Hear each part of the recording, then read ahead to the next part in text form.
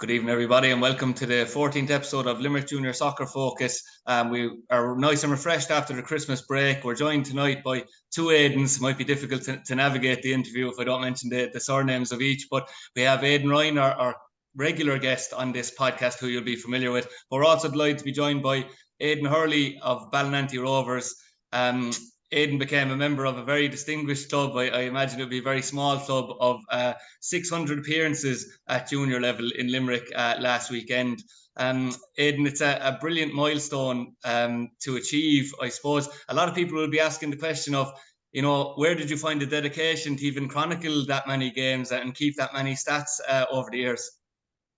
Yeah, it was kind of a hobby I used to have growing up, probably schoolboy into minor.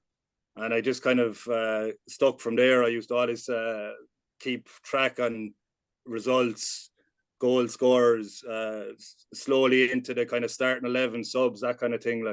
Obviously a keen United fan as well. So before the all internet came in, I was always keeping track on United games as well. But I stuck with it anyway. And it was very easy after that then to keep an eye. Pat Sheehan I met before Christmas. He had put something up there during the COVID times of whatever 2020, 21, and he'd put the appearances of the last decade. So I knew I wasn't too far off it, and then obviously adding up my Anacati appearances and my Borough appearances, I knew I wasn't too far off it. And as I spoke to him before Christmas, I knew I was only one or two off it. Little knock I had got against Charleville there in November. Thought it'd be a lot more serious. I luckily went to the doctor. He was able to drain. It was a nasty one on the knee, drain the fluid, and I was basically back a lot sooner than I thought. I thought I'd be out for 3 to 6 months, but in the end it was literally weeks. I was lucky how bad the weather was in December. Then I didn't miss anything, and obviously the break then into over Christmas, I was back and raring to go there last week on. So. Yeah, thankfully, as you said, the injury wasn't too serious. I know I'm obviously playing myself. I think about 10 years, but I'm only hitting 31 soon, and I find it hard myself to motivate myself to go training and the likes, and that's only with 10 years junior. So I suppose what's been the secret to the longevity you've had at the junior level? It's just kind of you kind of motivate yourself. You're eager to win more and more. You have that hunger, whether it's a training or in matches. You obviously have the highs and the lows. I've been fortunate enough to play in a lot of good teams over the years. So I've probably seen more highs than lows. You're training with quality players week in, week out, and they're pushing you, and you become more competitive. And you obviously you're learning more things. You're getting properly coached with good coaches, good managers. And you're striving for at the level we're playing at for success. Obviously. To better yourself as a player, but obviously to win the major accolades, major awards, Yeah, and you mentioned managers and coaches there. One man here on my left of the screen was involved with you, Aidan, at Janesborough, Aidan Ryan. Aidan, it's hard to get compliments off you at the best of times, but I suppose what type of player was Aidan to manage during your time together with Janesborough? I suppose I should do the political thing and say he was a pleasure to manage, but I'm not going to do that because it's not in my script. But seriously, listen, a very consistent player throughout his time and throughout my time at Janesborough. I suppose one of those players, Adrian, that would give you 7 and 8 out of 10 every single week. You knew what you would get out of him. Has always looked after himself on and off the pitch. I don't use the word professional lightly on a program like this, but he was a very good player in that regard, very professional in his attitudes. And even into his 30s now, and in his 30s with us at Janesborough there, when I was involved, always willing to learn, rarely missed training, if at all. Very consistent in terms of his appearances on the team. And I suppose one of the biggest compliments I can give him, Adrian, is that he was selfless in his attitude in terms of the whole squad. And one of the things that sticks out in my mind was our loss in cup win against his present team, Ballynanty, there a few years ago. And I think if I remember rightly, Aidan will be able to cover this himself, that he actually either moved his holidays or came back from his holidays in order to play the final. And there isn't many players in the modern era who will even think of doing that, let alone do it. And I think that's the biggest compliment I give him, and certainly a role model. If younger players want a role model in terms of how to conduct themselves in the Premier League, Aidan is certainly one of them. Yeah, obviously, Aidan, you've played through a few decades now, effectively going into the third full one as a junior player. Myself and Aidan Ryan have discussed it on many occasions, maybe the differences maybe in the last decade, you know, between players' attitudes and players' quality, I suppose. Have you noticed since your days starting out at Ashley and Academy and to now maybe any particular changes or any huge change in the junior game? There probably has been, like, there was, like, it wasn't a knock on the, let's say, the start of the noughties, as they call it. There would have been a pub culture, and that was Premier or First Division at the time, like, you know, that you'd get away with going for pints on a Saturday night and expect to play at an optimum level the following day. Like, nowadays you just get found out, like, you know, and it's frowned upon. It's by player to player, forget about coach to player, like, you know, it's just unheard of, like, that guys will go out on the beer the night before and expect to start and expect to give that 7 to 8 out of 10, like, you know, just doesn't happen anymore. Like, as for the level, I think it's slowly improved over the years. I did mention that to Patch Ian last week as well. Like, I know there's been great teams over the decades, the Fairview teams, the Pike teams that were challenging for FAIs over the last 20 or 30 years. Like, but I do believe strongly, like, that the Limerick League has improved over the years, like, you know, and like, the proof is in the pudding there, like, with like teams you can name, like the Pikes, the Fairviews, Ballas, all these teams are getting to the latter stages all the time. Like, Regional have a good record of late, Ashling, Crew Park, all these teams, like, you know, and it's not, I wouldn't put down to luck of the draw. Like, these are, like, very good teams, and it's improved, as I said, definitely over the last decade anyway. I know that me and Aidan have had our qualms with that in some respects, but we could be here all night speaking about it. One of the things I really wanted to ask you is, and it's going to be hard for you, I suppose, to think back over all the games, but was there any particular highlight in general in your career that has stood out above all the rest since you started playing? Not really stood out. Like, there's as we mentioned at the start, like, it was obviously highs and lows. Like, the Oscar Trainer was definitely up there, like, because we were written off.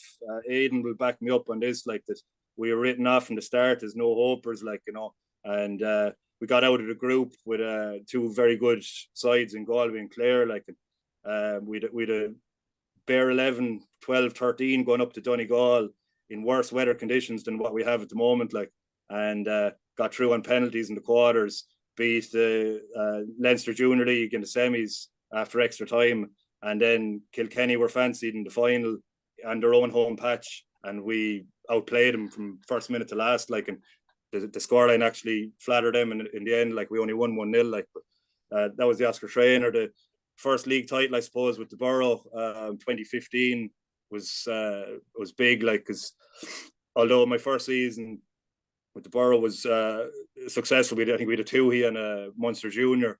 I had a small injury there as well. I maybe out for 2 months, like, so I had like what I class as a proper contribution in 2015. It was the Borough's first title. I think it was since 2007. So that was another highlight, and possibly that loss, and actually that Aidan mentioned as well. Like, I think again we were down to 11 or 12. We were missing something like 10 players. Like, it was played well into June, like the second week of June. So a lot of guys were on holidays, like, you know, and like, we scraped it. Like, Shane Clark scored 2 goals in the last 5 minutes, and it was one of those ones. It was like basically United's '99 Champions League final, but somehow we got over the line, like, you know. Yeah, absolutely. I'll bring Aidan Ryan in for this one. Aidan just mentioned there about the Oscar Trainer win, which is something we have touched on before, Aidan, on our own podcast. But, you know, for a team who was effectively just, a club team. We all know it was Janesborough flying the flag for Limerick District League that year, to go against other leagues with a plethora of players from different teams, you really were written off, I suppose, even in Limerick before it started off, as there was no chance that you could possibly win it, because the ideal was that so many teams, with the likes of Pike, Fairview and Janesborough all together in the past had all failed. But do you think maybe the fact that you were a club team was very beneficial in the end? Yeah, well, we had no work to do midweek, really, Adrian. So we had a great advantage that way, in that we had a lot of our work done.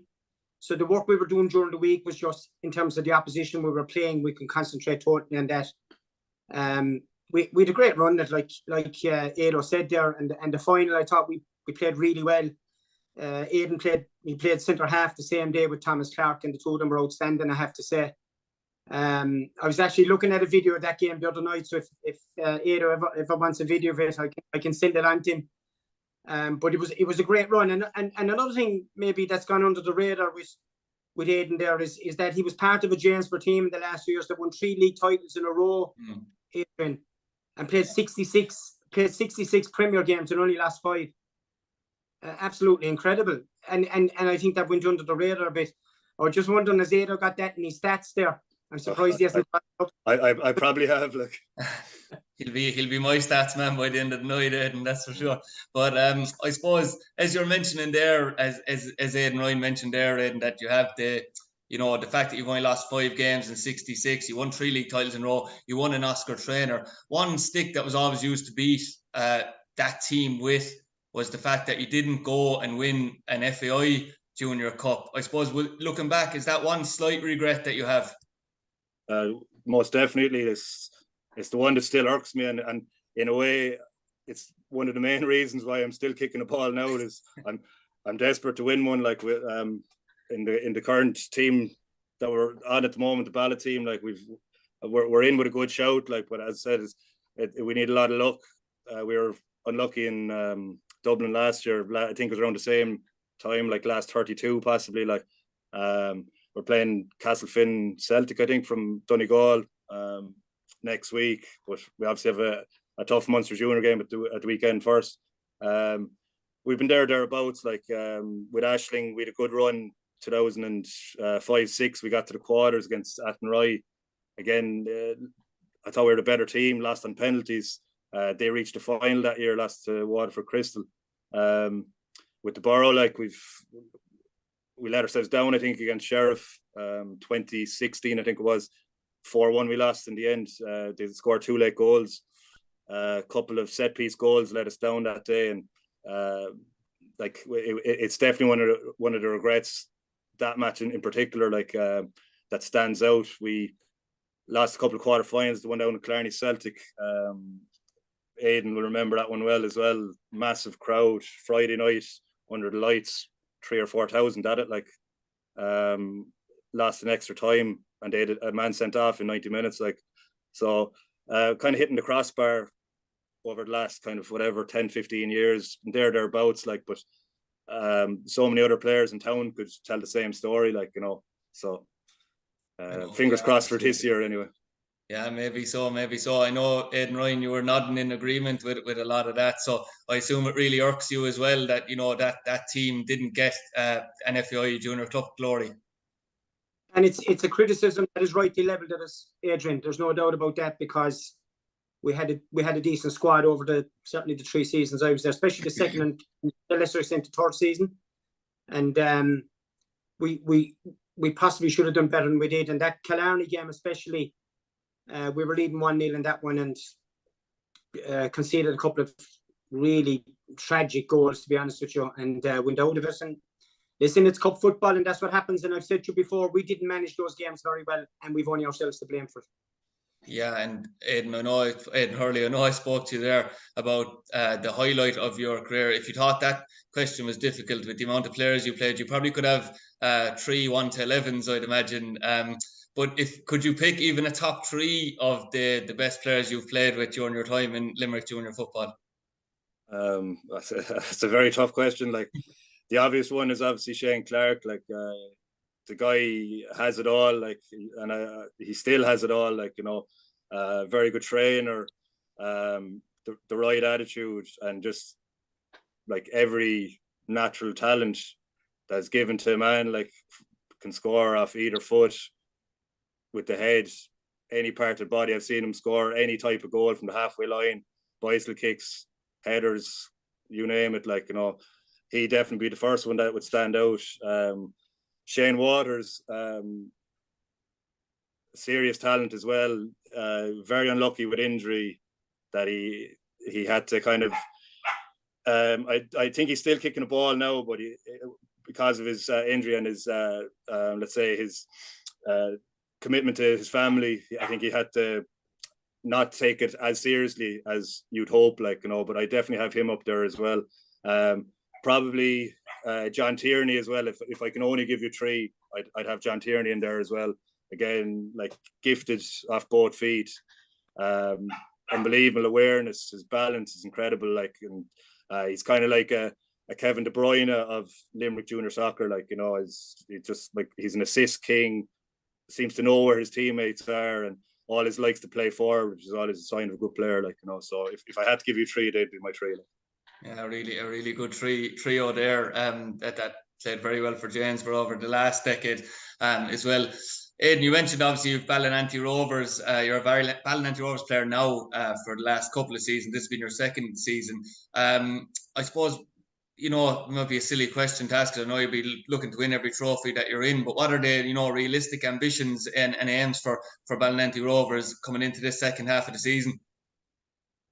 Well, like, we're in a good position. Like, we're probably in a better position than we were last year. We're in 4 competitions.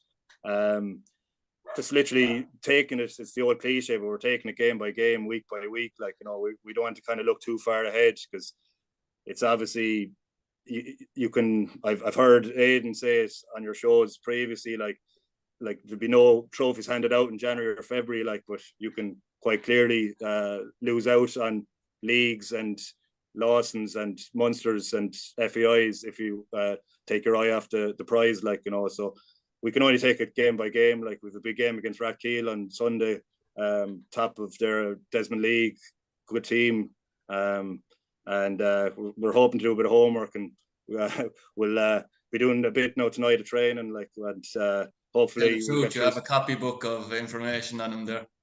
Well, I certainly don't anyway, like, but the lads have been watching.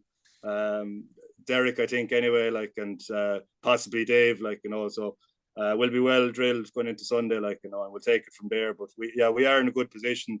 We won't get too carried away, like, and like, there is a very good squad there, and hopefully we can achieve what we're hoping to achieve come May. And to bring yourself in, Aidan Ryan, there on that point, it's been a while since we've discussed Ballynanty Rovers, I suppose, in detail. You know, I suppose in a decent position in the league, obviously having a Limerick derby against Rathkeil in the Munster Junior Cup this weekend as well. What do you think that Ballynanty Rovers team can achieve in the second half of the season?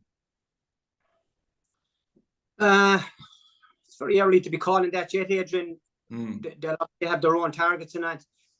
As I said previously, what I like about Ballynanty this year is the speed and the pace of the team. Certainly from midfield up, they have a lot of talent. Now, the only problem about that, I would say, at this time of year is that the ground conditions don't allow teams to play the type of football Ballynanty were playing, certainly at the start of the year. The pace of the game slows up a lot, so maybe they'll adapt their football a little bit to allow for that. But a lot of talent in that team. I think they have the best centre forward in town at the minute. In the lad up front, Dabsy up front, I think he's excellent. I think he's the form player in the city at the minute. And if they keep the level of consistency they've shown at the moment, they'll certainly do there or thereabouts in terms of winning a trophy. And that's the first thing you've got to do, is just win a trophy, get a trophy. It's that's why I said even with the Tui Cup, people have often written off the Tui Cup. You win the first trophy of the season, the Tui Cup. It's a trophy under your belt. Makes an awful lot of difference to the confidence. So the motivation is high this year, and I know that they're training very well. So they've a big chance of bringing something home this season. Yeah, it will be interesting to see what transpires. I suppose just finish with yourself, Aidan Hurley. is there another 600 games in you, or is the R word on the horizon? How long do you see yourself continuing on? It's definitely the R word, like, you know, but I'll continue until you kind of know it's your time to give up, like, you know. I still feel good, like, you know, I still feel fit. Realistically, I'll look at it at the end of this season, but hopefully I'll have one more season after this, like, you know. Like, you have to be a realist, like, you know. Like, you have to, like, want to be giving a contribution to your teammates. You don't want to be letting people down, and in the end, like, you know yourself, when the time is right, you have to step aside, like, you know. So it'll be more than likely it'll be the summer to make that decision, but too many games to distract me between now and then, like. Absolutely, you never know. Hopefully, we'll see you again at a junior club next season and beyond. My thanks once again to Aidan Hurley for joining us this evening. You're off training now for that big game on Sunday against Rathkeil, so we better leave you go. But my thanks once again, and congratulations on a brilliant achievement. Thanks, Aidan. Appreciate it. Cheers. Aidan, we just have the small matter of a few Munster Junior fixtures that are down for decision this weekend. Obviously, we know now that the league matches, the Limerick District League matches, are all cancelled due to the inclement weather, which, I mean, we'll probably see the teams that have home advantage, which is 4 Limerick District League teams and Rathkeil of the Desmond League, scrambling to get alternative venues just in case their own pitch isn't available. But one place where they're hoping it will be available is Fairgreen. Fairview A take on Village United on Saturday night, 5 o'clock kickoff. Look, I suppose any Limerick team that's playing against the Cork team, particularly the likes of Fairview and so on, you would imagine would be favourites. Do you think Fairview should be targeting going through here? Yeah, I think they'll come through this game fairly easily, actually, Adrian. Village are one of those yo-yo teams out of the Cork area, well, up and down every second year. Not going particularly well in the league. I don't think they've won a game in the league. I think they've drawn 3, lost 3, and having said that, now it's a 10-team league, so I think they're only on an 8-team league, so they're only 5 points behind maybe 3rd or 4th place. But they have beaten a couple of, I suppose, famous names in the previous rounds. They beat Grattan and they beat Temple United, actually, who won the Munster Junior way back in the 80s. But you'd expect Fairview to come through the game. I watched them on Saturday night against Regional in the league, and I thought they were very impressive, and it was great to see them getting back to football after what happened before Christmas with the debacle out nationally. So I'd expect them to come through the game quite comfortably. And it is a huge weekend for Fairview overall, because the Fairview B team are also in action in the Munster Junior Cup against Tramore of Waterford. And the funny story about that before Christmas was the game was cancelled, as Tramore believed that the game was on Saturday and turned up to the Fairgreen on the Saturday when it was due for Sunday, which spooked a lot of the Fairview we'll say committee members when they met them on arrival, who thought they were coming for a training session the night before the game. So it was an incredible mix-up, as it turned out, really. But now the game is still fixed for the Great Fairgreen here. So we hope that situation won't happen again. Absolutely. It's a game I'm hoping to take in. I think it'll be a very good game. Fairview B going very well, Adrian, in their league. Like 29, 30 goals scored this season. So they're going okay. 2 very well merited wins in the Munster Junior, haven't they? They beat, I think Somerville, wasn't it, on penalties? I mean, Somerville had a fantastic run in the FEIs, we know. And beat Crewe Park as well. We all drawn that brilliant victory against Carew, 3-0. So they're going quite well. And I think it'll be, weather permitting, I think it'll actually be a very good game, because Tramore traditionally play some lovely football down through the years. Anytime I've seen them, they're known as a team that will play out from the back. Bit consistent in the league. I think they've won 2, lost 4. So that'd be alarming for them. But they did beat a team higher in the Premier in their own Premier League, Ballynanty 2-0 in the last round. So hard game to call, Adrian. Really tricky one to call. It's odds on there could be a shock in this one. Certainly, Fairview B wouldn't be beyond them if they've everyone available, and if they're right for the game, they could cause a shock here. It should be a very good match now. Very entertaining match. I certainly hope that the shock can be provided. Another Limerick District League side that have home advantage is Nina AFC. They faced Dunmanway in their game. Poor preparation from Nina's point of view last week, being soundly beaten 4-0 by Pike Rovers. I was speaking to Killian Fitzpatrick afterwards, who did say the only positive, I suppose, from a result like that is that, you know, the age profile of his squad has gone down. There's a lot more youth players coming through in Nina as well. You know, I suppose he'll be hoping that the likes of those younger players in the squad go into this with absolutely no fear, which, you know, would be a massive help. Yeah, I was a bit surprised with the scoreline, Adrian. I mean, they've given Pike decent matches this year. Was it in penalties in the 2-week cup they lost? Yeah. And in the Munster Junior, I think it was the Munster Junior. It was 2-0 above in the Pike field, and they gave them a decent match. They should get over this one. Dunmanway playing the West Cork League. Again, their league form not great. Lost to the league leaders, drawing, I think, 4-0 there recently. I know they drew last weekend 2-2 with, I think it was Clonakilty in a league game. But a little word of warning about Dunmanway, Adrian. They beat Columbly in the last round of this away from home. And Columbly aren't the bad side from the Cork AUL. Be decent football outfit. They were goal down with 20 minutes left and came back and won 2-1. So they have something about them. But again, you'll be hoping Killian will have the troops right for this game, and with home advantage that they'll get through the game. Here's fingers crossed for them that they will do it. I think they'll have enough about them to get through it. Yeah, hopefully that is the case. And the last Limerick District League side with home advantage is Region United, who host Blarney. Aidan, now I know you said you were, you know, impressed by Fairview A-team in their victory over Regional, but you were unimpressed with Regional in the same breath. Now I wasn't at the game myself, so obviously I have to trust your judgment on it. But you know, I suppose considering, you know, we were, you know, very happy with Regional, I suppose, for the want of a better experience, but coming into Christmas, I was surprised actually to see that the likes of Owen Duff and Patrick McDonough and more were on the substitutes bench for what is such a big game last week. Yeah, I was surprised with the lineup. I was surprised with the shape of it. Kieran O'Connell started up top. Didn't think they played to his strengths the way they played.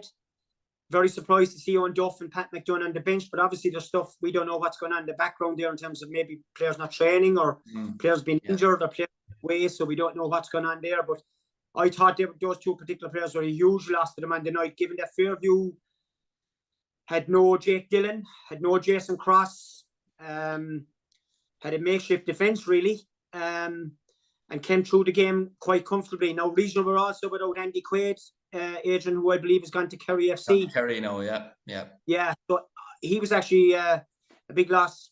I think he's a very, very good footballer, really good footballer. So he was a loss. But even when Fairview went down to the 10 men, I didn't see what Regional were at. I thought Fairview were very comfortable. Looked like they could score frequently on the break and got 2 goals on the break, one from a penalty. Possibly question marks over their third goal was offside, but Fairview won very comfortably. I was very disappointed with Regional. In terms of how this game will go, I think they'll get through it. I mean, Blarney are struggling a bit in the junior Premier Division of the Munster Senior League. I think they've won 2, drawn 1, lost 1. Haven't played a lot of games. I think they beat, I'm trying to remember, I think they beat Riverstown in the previous round 6-0, which was a comfortable win, but you would expect Regional, if they have everyone available and if the right team is picked, you would expect them to come through the fixture. And it's a fixture they need to win now, Adrian, in terms of morale. Given what I saw last Saturday night, I didn't think they played particularly well. I didn't think there was a good shape about them. And I think they ran out of ideas when Fairview went down to 10 men. Yeah, there's a feisty affair, Aidan, and all Limerick clash that, you know, now that Aidan Hurley is gone, I suppose we can say what we really feel about Ballynanty, but no, that's just a joke. But obviously we have Rathkeil from Limerick Desmond League and Ballynanty Rovers from the Limerick District League, 2 teams that will be full of confidence, it's fair to say, going into this tie, so it should be a tasty one. Yeah, and Rathkeil are flying in at the minute, 5 unbeaten at the league, top of the league. They have a trophy under their belts, Adrian. They won the League Cup out there a few weeks ago. I think it was before Christmas. They beat Glen 2-1 in the final. So they're going really well. Still have a lot of experience there. No Keith Hart at these times. He's down there with the B team. I spoke to him recently, actually. And they still have their Shays playing Shawnee and Allen. Still have Gary Enright. and have a nice blend of youth there as well that they've brought into the team. So their last league game, I think they beat Glen 2-0 as well. So going really well, but they're playing a Ballynanty team that are on the top of their game at the moment, and are in great form, and beat Kuna 4-0 last weekend, which was great that they got a game under their belts and won comfortably. No doubt get plenty of guys game time off the bench, and Ballor going well on all fronts at the moment. Again, depends on how Rackhill start this match and how they approach it. I think Ballor will. I think they'll have enough about it to come through it, but could be a tricky tie. Rackhill are a decent cup team. Yeah, that'll certainly be one to keep an eye on. And due to time being upon us, just briefly, Aidan, on the last fixture, 2 Mile Boris will take on Charleville and a Keane Mac, without Keane Mac now, Charleville, Keane McNamara, who we were very impressed with. He's gone to Fairview Rangers, which is a huge loss to Adam Castle and his Charleville side, isn't it? Yeah, massive. I think it's a massive loss to him. I think psychologically it'll have a big effect on him as well, because he was such an influence on the pitch. I mean, they were on a decent run in the league, Adrian, won all with Kuna, lost 5-0, or beat Crewe 5-0, which was an incredible scoreline when you think about it. But then went out in the loss and the other night and lost 5-0. And 2 Mile Boris bit yo-yo the last few years in the tip league. But I know from my experience being at St. Michael's, they're going to be well up for this, and they'll give Charleville a real game, and they're going all right in the league. They're going to be safe in the Premier League and tip, and they beat Banshee 6-2 in the last round of this. So I'm having a good feeling about this for Charleville. I think it's going to be a tough fixture for them, real tough fixture. Hopefully you are wrong, and my thanks once again to Aidan Ryan for getting us through the previews for the Munster Junior Cup. We'll have a busy weekend following all the action, and the best of luck to all the Limerick District League and I suppose Limerick Desmond League side in Rackhill as well, going into this weekend's fixture. So thank you everyone for joining.